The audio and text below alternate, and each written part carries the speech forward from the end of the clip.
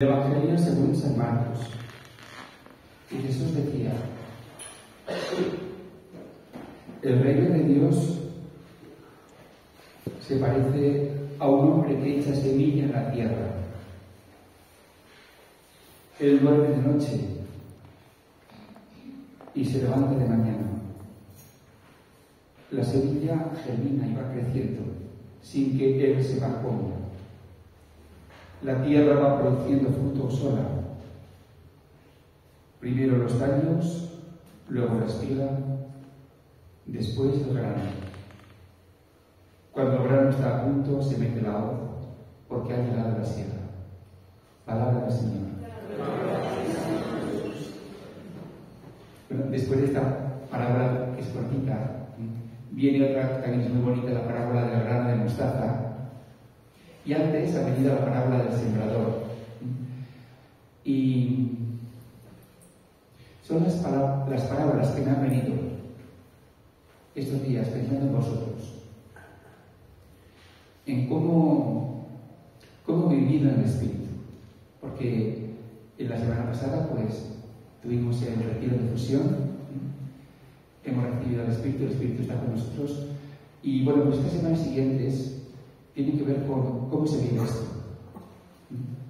Cómo vivir en el Espíritu. Y verdaderamente es algo nuevo, algo radicalmente nuevo. No es nada que ver con lo que estamos acostumbrados. Por eso, nada más inapropiado que consejos, recomendaciones, indicaros cómo hacer las cosas, porque todos esos consejos, recomendaciones, etc., serían más de lo mismo, que nunca sirven para nada, ¿verdad? Nunca sirven para nada. Pues eso, si yo os digo ahora cómo tenéis que comportaros en la vida, lo escucharéis, vale, pero seguirá sin servir para nada. Entonces, ¿qué es lo que sirve para algo? Lo nuevo. Y Jesús aquí en este Evangelio nos habla de algo maravilloso. Y Él compara el reino de los cielos. En los Evangelios sinópticos, el reino de los cielos es más o menos el Espíritu. O sea, podemos decir lo mismo. El Espíritu es algo así como una semilla. Lo maravilloso de la semilla, que lo sabemos, ¿no? Es que tiene poder para crecer, para hacerse grande, ¿no? Y eso es de lo que yo quiero hablaros hoy. Que acojas en tu corazón la semilla del don de Dios. ¿Recordáis que habíamos dicho, si conocieras el don de Dios? Acoge en tu corazón esta semilla. ¿Cómo se acoge en el corazón esta semilla? Pues tampoco quiero dar recomendaciones, porque no hay nada que recomendar. Es muy sencillo. Es eso, con gusto. Ah, pues me encanta. ¿No? Me encanta. Y qué bonito.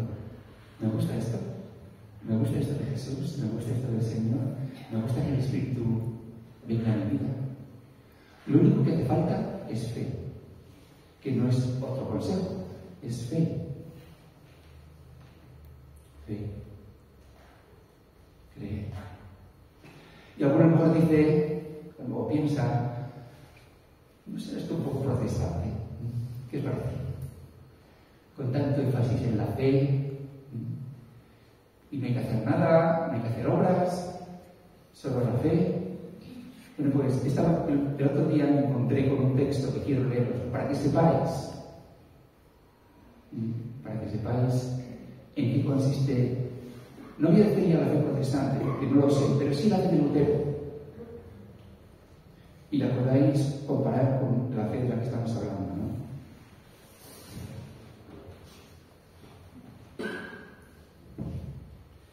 Esto lo escribió Lutero en un libro que se llama De Servo Arbitrio. De Servo Arbitrio. Fijaros. He aquí aquí la cima de la fe, dice Lutero. 2 puntos. La cima de la fe consiste en creer en Dios, hasta ahora mismo, ¿no?, que salva a tan pocos y condena a tantos. Creer que este Dios es misericordioso. Punto y coma. Que es justo quien, a su placer, nos hizo necesariamente destinados a la condenación. De modo que parece deleitarse en la tortura de los miserables. Punto.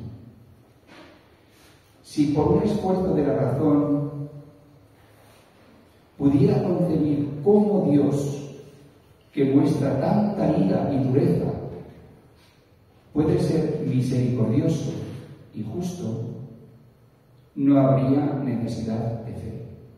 ¿Qué os parece? ¿A qué está gustando? Ahí me encantó, ¿eh? ¡Wow! Es que esto es increíble, ¿eh? Es que esto se está viviendo, incluso ahora, ¿eh? Esto en el siglo XVI, cuando Lutero, perdonad por la chanza, ¿no?, pero esto es dramático, es tremendamente dramático. O sea, las angustias que se han vivido en la Iglesia y el pobre hombre Lutero, que era una persona muy atormentada, muy escrupulosa, y que veía que por sus obras, no, atención, no digo que él pecase, no es que él pecase, porque era que no se podía quitar la sensación de pecado, que es distinto, ¿me entendéis, no? Es como una persona, es un típico obsesivo-compulsivo de la limpieza, que se lava al día 200.000 veces, porque aunque se haya lavado ya 150.000, ¿no?, se sigue sintiendo como eso es. Entonces Lutero se sentía sucio, se sentía pecador, y el hombre se esforzaba, muchísimo. Entonces se agarró a un clavo ardiendo. Y él leyó, como sabéis, en la carta de los Romanos, que dice que la justificación se nos ha dado, la justicia de Dios se ha manifestado por la fe en Jesucristo. Y se agarró a eso. Y esa es la fe de Lutero. Y esa es la fe protestante. Calvino fue un sucesor suyo, también muy influyente. Y que, bueno, pues no es un momento para hablar de ellos, ¿no? Pero verdaderamente nuestra fe no tiene nada que ver con esto. La fe de esta gente, de Lutero en concreto, es que, aunque Dios, esto lo que decir es terrible, aunque Dios se me aparezca como un monstruo, porque nos ha creado para la condenación, y se deleita en la condenación, o sea, aunque aparezca como un monstruo, yo por la fe creo que es bueno. ¿Me entendéis? O sea, imaginaros qué tipo de fe es esta. Esto es un suicidio. Es un suicidio mental. Desde luego que la fe que nosotros queremos vivir, y yo no sé cómo esa fe puede salvar. Alguien de tranquilidad, eso es fuera. Le dio calma. Decía, no, y bueno, pues puedo vivir. Pero desde luego yo no podría vivir esa fe. A creer que Dios, que condena, nos ha creado para, sabiéndolo de antemano, que iba a condenar al 90%, aún así nos crió y nos creó. Y que tenemos que creer que encima es bueno. Bueno, pues no creemos eso nosotros, ni mucho menos. Creemos en un Dios de amor, un Dios de la vida, un Dios que por sus caminos, que no sabemos, lo atraerá todo hacia sí. La fe en el Hijo de Dios, que es la que nos salva, tiene mucho que ver con atracción, con cariño, con lo que dice Jesús cuando sus discípulos iban a él, ¿no? Bueno, también vosotros os queréis ir. Y entonces Pedro le dice, Señor, ¿no? Si te dejamos, ¿a dónde iremos? Aquí vamos a seguir. Esta es la fe de la que yo quiero daros. La fe del que busca algo y lo encuentra en él y dices, es que ¿a dónde voy a ir si te dejo aquí? Y alguno dirá también, no, pero es que eso es muy fácil. Esa fe no cuesta nada. Lo difícil es ser una buena persona, etcétera, etcétera.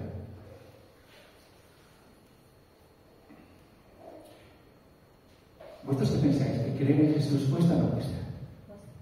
¿Cuesta o no cuesta? ¿Cuesta? ¿Cuesta o no cuesta? ¿Es difícil o fácil?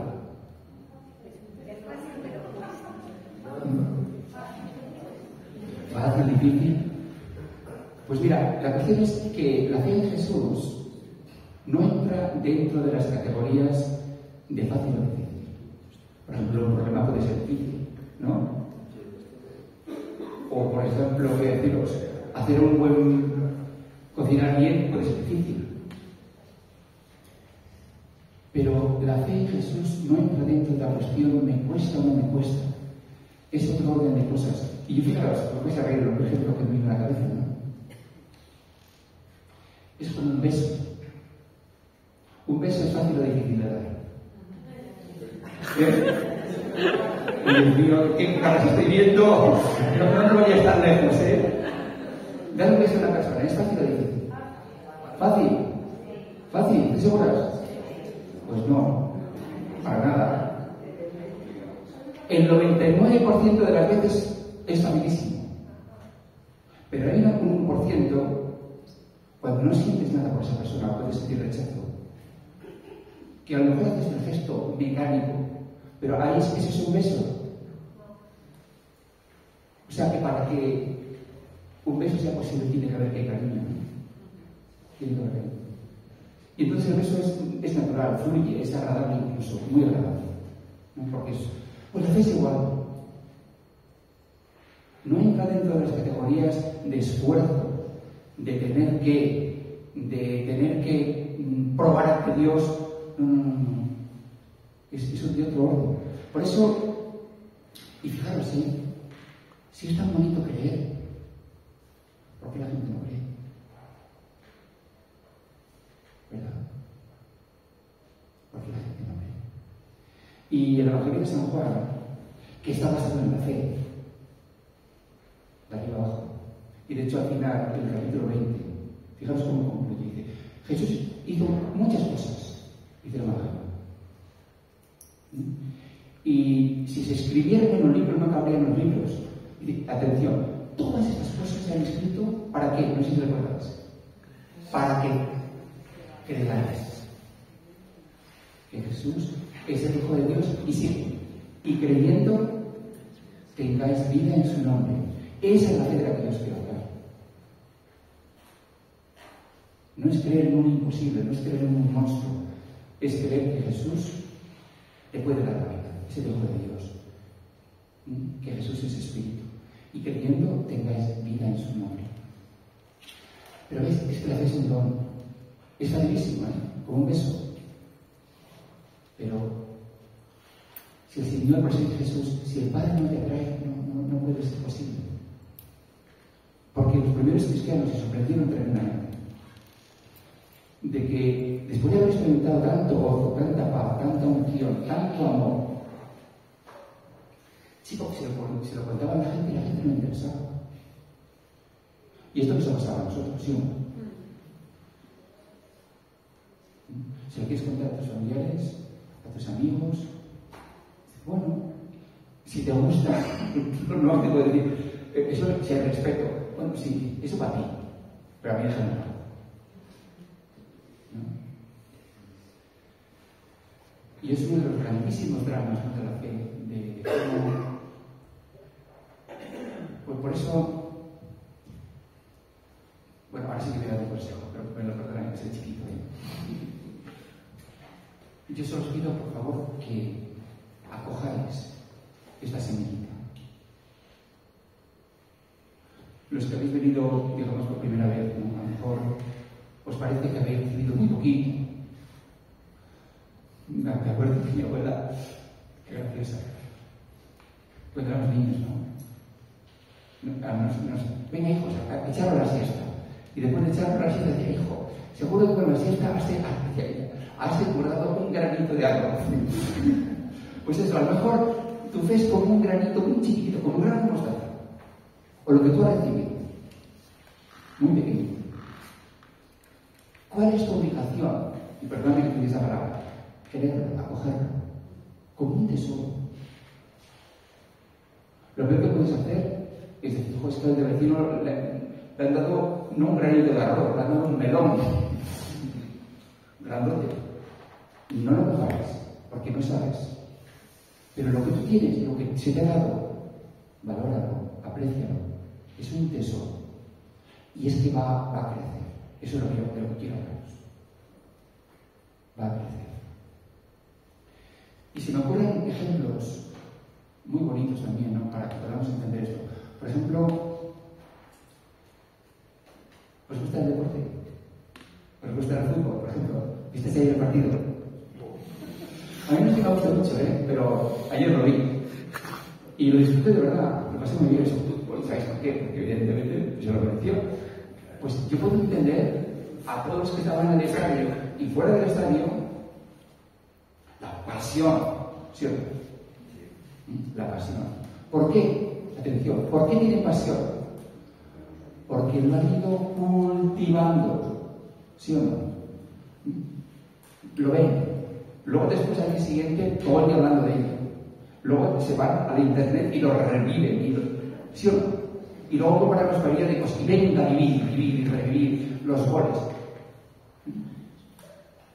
De manera que el fútbol se incorpora en sus vidas de una manera muy fuerte. Por ejemplo, la música. Supongo que también os gusta, ¿no? Pues cuanto más la escuchas y más la aprecias, más te gusta. Cualquier hobby.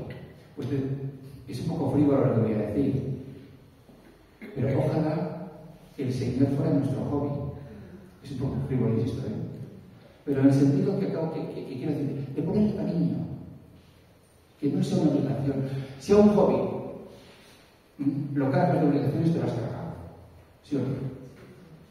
Deja de ser hobby, se convierte en trabajo que viene, pero ya es un hobby. Pues que el Señor sea un hobby. ¿No? En el sentido de que es algo. ¿Por qué la gente tiene hobbies? Porque te relaja, te gratifica, te nutre, ¿sí o no? Te gratifica, te nutre. Pues ojalá el Señor sea un hobby. ¿No? Y no sea una obligación más, como lo dicen los mandamientos, ¿no? Tienes que hacer esto, tienes que hacer lo otro. Eso es un rollo. Pues eso, un hobby. Un hobby donde pones poquito a poco mucho de tu alma y pasa a ser muy importante para ti. ¿Qué es lo que somos? Atención, es una pregunta casi metafísica. ¿Qué es lo que somos? Lo que amamos. ¿Qué es lo que somos? Aquello en lo que invertimos nuestro tiempo. ¿Qué es lo que somos? Aquello que es importante para nosotros. Efectivamente. ¿Cómo Dios puede ser importante para mí? Bueno, pues eso, pues dedicándole tiempo. Y no penséis que es necesario rezar mucho en el sentido mecánico, ¿no? Porque el tiempo está muy limitado y dejaría de ser un hobby. Pero lo que sí que el Señor nos lleva y nos invita es que cada momento de nuestra vida, cada instante, ¿no? Puede ser, y de hecho es, ¿no? Una oportunidad de una experiencia espiritual. Voy a explicar, ¿no?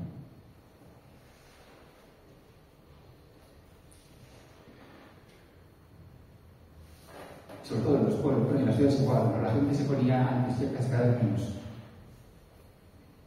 Pero recuerdo que cuando yo era niño, pues la gente se ponía guapa, se ponían los trajes, los vestidos, iban a misa, rezaban, se acababa la misa y ya se acabó todo, hasta el siguiente domingo. ¿No? Una religión de domingos. ¿No? O una religión de iglesia, una religión, pues eso, de los momentos en los que yo oro, rezo, y luego después ya cambio el chip. Bueno, pues eso no digo que no funcione, funciona hasta donde funciona, pero no es a lo que nos invita el Señor.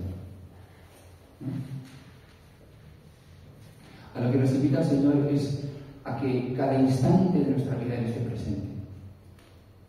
Totalmente. Incluso los más triviales y los menos, iba a decir, y los más prosaicos, ¿no? Que esté presente. Cuando te duches, cuando comes, por supuesto.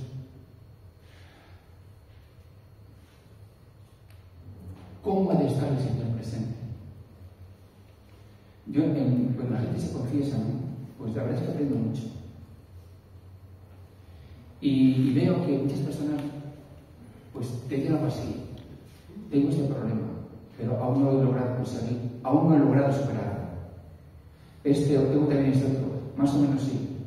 El otro no he logrado superarlo, ¿no? O sea, se confiesan cuando han experimentado que ya no lo han logrado, entonces se van a confesar, pues como para empezar de nuevo. Y de verdad que me da una pena. Y siento una tristeza tan grande. A veces me atrevo a hablar. Si veo que la persona no está dispuesta a escuchar. Y le digo: oye, mira, ¿por qué no abres tu corazón a Jesús y que entre también Él a vivir contigo este problema? ¿Tú piensas que Jesús es algo así como un inspector de Hacienda? ¿No? Que está a ver si te equivocas, a ver dónde has metido la pata, o a ver si esto no lo has puesto bien. Y tú te esfuerzas, pero Jesús no es un inspector de Hacienda. Jesús es alguien profundo, íntimo. Y comparte con Él, o permítele que Él comparta contigo. Pues esas cosas que te cuestan. Esto es la vida espiritual. Voy a poneros un ejemplo. Imaginaros que alguien os cae muy mal, horriblemente mal, en vuestro círculo próximo. Puede ser familia, compañero de trabajo, etc., ¿no? Bueno, pues esta realidad, que es un test, fijaros, todo en nuestra vida es un test de inteligencia. Esto se puede resolver, o mejor que se puede ir a nivel emocional, a nivel racional o a nivel espiritual. ¿En qué consiste vivir un problema de ese tipo a nivel racional, a nivel emocional? Pues ya lo sabéis. Pues que es como una reacción inmediata, ¿no? Una reacción en la que si me pinchan, yo exploto. Porque así son las emociones. Imaginaos que estoy en una reunión o una cena o con tal persona y la persona dice algo que no me gusta y yo exploto. Esa es la respuesta emocional. A veces funcionamos así, ¿no? Es problemático, ¿verdad? Es problemático, pues porque a lo mejor eso puede tener consecuencias. Y fijaros, por ejemplo, que no he hablado de otros ámbitos, por ejemplo, el sexual. Lo tremendamente problemático que puede ser. O sea que a nivel emocional, pues el ser humano o la humanidad nos hemos dado cuenta que sencillamente pues no podemos funcionar a este nivel porque es muy primitivo y muy problemático. Entonces, no nos queda más remedio que funcionar a nivel racional, ¿no? Y para eso sirve la educación.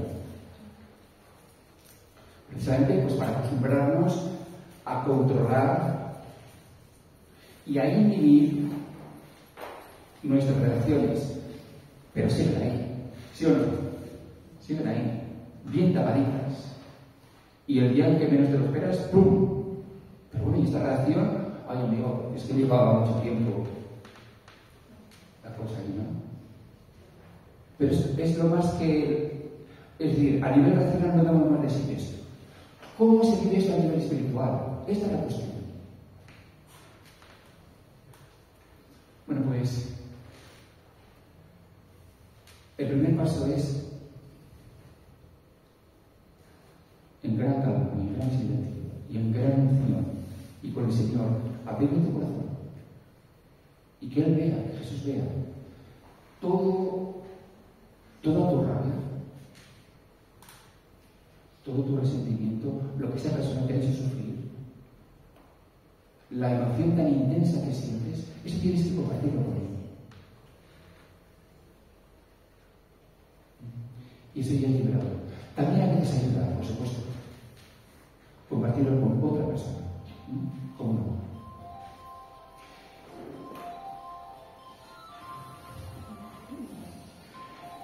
Y luego después,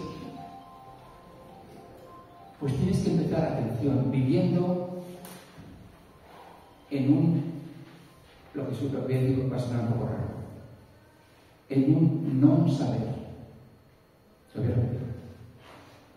Vivir en el espíritu es vivir en el no saber. Cuando yo vivo a nivel racional, mi ego sabe o cree que sabe, ¿sí o no? Yo controlo, yo decido, yo me esfuerzo, llegaré o no llegaré, pero yo, por ejemplo, en el caso de esta persona, yo sé cómo manejarlo, yo me controlo, yo soy una persona que tengo autodominio, o sea, yo sé. Pues imagínate una persona con ego que diga, no, es que yo no sé. El ego ya ha desaparecido. El ego desaparece cuando el gran calma y el gran sentir es que no sé cómo se hace. Y yo esto lo experimenté, Padre Gracia, pues hace muchos años. Y me acuerdo que fue en el aeropuerto de Singapur, hablando con unos chicos. Nos estábamos hablando, permíteme que lo cuente, de la orden de los dominicos y de las vocaciones. Y yo antes siempre me esforzaba tremendamente en buscar una solución a este problema y tal. Y en ese momento dije, pues es que no sé cuál será la solución al problema de las vocaciones y de la orden, no sé. Y experimenté un inmenso alivio. Si no tengo que saberlo todo. Bueno, pues vivir en el espíritu tiene mucho que ver con nuestro, porque la persona que lo sabe empieza a escuchar, empieza a estar atenta. Es decir, no es el no sé del pago, no sé, que me entre. No, es el no sé del que no sabe, pero está dispuesto a aprender. Señor, muéstrame el camino. Por ejemplo, no sé cómo amar a esta persona que me caiga mal y que me ha hecho daño. Es que no lo sé. Entonces ya empieza a cambiar la vida, de verdad. Se liberan energías. Hay como nudos que están firmemente atados, que empiezan a soltarse. No digo que sea instantáneo, porque nada del espíritu es instantáneo. Es lento. Es como, fijaros, el ejemplo por Jesús. Ni más ni menos, ¿no? Una planta que crece. Si es algo lento, es una planta que crece siempre, ¿verdad? Es lento. O sea, que este camino va a ser. Pero cuando en ti hay esa confianza, pues grandes energías, poderosas energías, sutiles energías. Qué bonita esta palabra, ¿eh? En el mundo espiritual se utiliza mucho esta palabra de sutil, como opuesta a la brutalidad de la emoción o a la arrogancia de la razón. Lo sutil. El mundo de lo sutil. Callado, sereno, tranquilo, que apenas llama la atención, discreto. Por eso, yo os invito a que no despreciéis de ninguna manera lo sutil en vuestra vida, lo sencillo, lo que apenas se percibe, pero que tú lo notas. Yo a veces noto como pequeñísimas, sutilísimas toques del espíritu, que sí que lo has notado, que es el espíritu, pero muy sutil.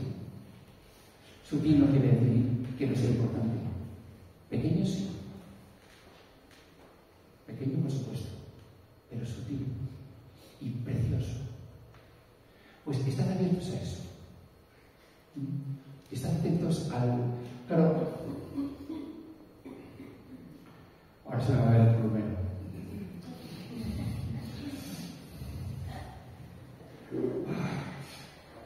Pido disculpas de antemano. El otro día, ayer hablaba mi hermano y yo de que mi sobrinito primo rico está estudiando en Estados Unidos, haciendo una joyería, y al pobrecito pues le ha quedado una. Y entonces le decía a su madre, bueno, que yo estudio y tal. Pero mi hermano y yo comentábamos, no negamos que estudie. Pero desde que antes de nacer, ya estaba con el móvil. Y cuando nació, pues más todavía. Y desde entonces no lo ha dejado. Bueno, y lo digo porque es un ejemplo constante, ¿no? de lo que nos rodea. ¿Es el móvil el enemigo del espíritu? ¿Qué pensáis? ¿Sí o no? No digo nada. Desde luego que no, y de hecho aquí lo tengo el mío. Pero lo que sí que es el enemigo del espíritu es el excesivo ruido. El excesivo ruido. Por lo mismo, porque el espíritu es sutil. Y cualquier ruido lo tapa. Entonces, decía yo que no se iba a dar ningún consejo. Pues al final voy a daroslo, pero bueno, los demás lo queréis. Qué bonito si en tu vida y en la mía hubiera más calma. ¿No? Más calma. Más silencio. No hace falta que te metas fraile ni monja, No va por ahí la cosa. Es sencillamente simplificar.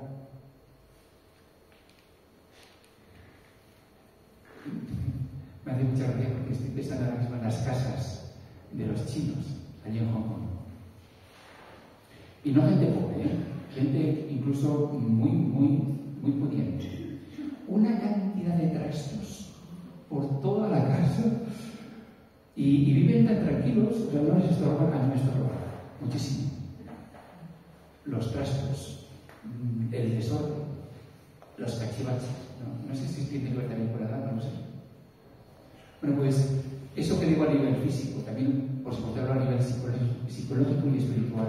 Este es una visión de todos los maestros del espíritu. Simplifica tu vida. Simplifícala. Es decir, si tienes muchos compromisos, bien, pero intenta efectivamente que tus energías se concentren, ¿no? Serénate, cálmate. Esto es válido a nivel psicológico, por supuesto, pero mucho más a nivel espiritual. Por eso te digo, porque la voz del espíritu está en su vida, ¿no? Y sobre todo es que nos quita vida.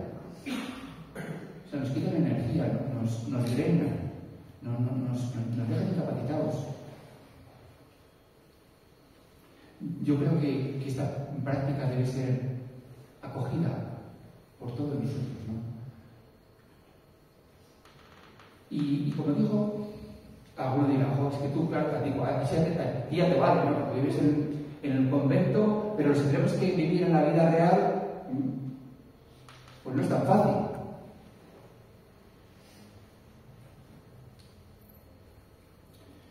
Piensa una cosa. ¿Cuánto tiempo dedicas a repasar mentalmente las cosas que te preocupan o que te hacen mal? Solo eso. ¿Cuánto tiempo dedicas a revivir, a repasar las cosas que te preocupan o que te han ido mal o que te han disgustado? Piénsalo. O sea, no estoy hablando de cosas que tienes que hacer porque son tus obligaciones, etc., ¿no? Sino únicamente eso. ¿Cuánta energía interior gastamos a lo otro? Pero por eso es tan importante la práctica espiritual, que es una práctica, como digo, de purificación. Es decir, bueno, mira, si esta persona me hizo daño, pues ya está, fuera. Porque es que no quiero perder el tiempo. Y mis energías son preciosas. Repetidlo conmigo. Mis energías son preciosas. Eso, repítetelo continuamente. Tus energías espirituales no pueden despilfarrarse porque las necesitas. ¿No? Es eso para orar, pues para ver, para leer, para cuidarte. Yo qué sé, yo quiero deciros que hay una vida hermosa. Hay una vida hermosa delante de nosotros. muy hermosa. La vida en el Espíritu es eso, es hermosa. Es decir, que cuando se te abre el ojo del Espíritu, lo que ves alrededor te va a gustar. Te va a gustar. Por eso tenemos que vivir a este nivel, ¿no? Y es en el no saber, no controlar muchas veces, pero estar siempre dispuesto, Señor. Y te sorprenderás, como digo, de ver cosas muy bonitas a tu alrededor. Bondad, cariño, coraje, ternura. Y te darás cuenta de una cosa, que necesitas muy poco. ¿Verdad? Muy poquito. Yo me acuerdo cuando estuve en Hong Kong, y con esto ya acabo. Después de una bendición que el Señor me ha regalado, ¿no? Y que yo estaba en la parroquia en las condiciones, si queréis, humanamente, ¿no? Pues de gran pobreza, en el sentido sobre todo de la lengua, de no poder trabajar, de no tener amistades, ¿no? Muy pobre. Pero estaba tan contento por dentro que lo poquito que tenía me bastaba. Y disfrutaba de todo. Por eso quiero dar testimonio de que es posible ser feliz, muy feliz. Incluso cuando las cosas a tu alrededor, pues parece que son complicadas.